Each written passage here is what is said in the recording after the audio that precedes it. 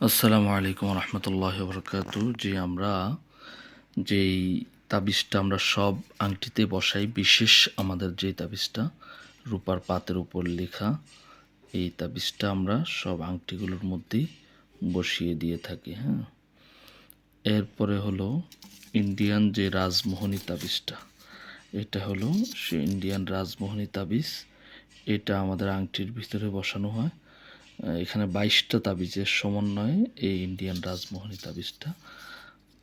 আর এটা হলো আমাদের বিশেষ তাবিজ।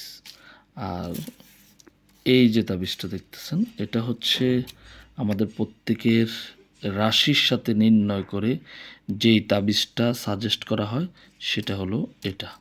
তো আমরা টোটালি 3টা তাবিজ আমরা এটার মধ্যে বসে থাকি, 3টা পার্টে। একটা হলো আমাদের বিশেষ তাবিজ, যেটা সব আংটিতে আমরা বসে থাকি, এটা হলো রাজমোহনী। আর এটা হলো আপনার রাশির সাথে মিল রেখে যে তাবিজটার কথা সাজেস্ট করা হয়েছে সেটা হলো এই তাবিজ।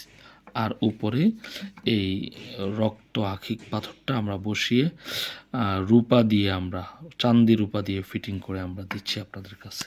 ধন্যবাদ। যে এটা হলো এখন সম্পূর্ণ এই 3টা তাবিজকে আমরা বোটে এক জায়গায় করে নিচ্ছি।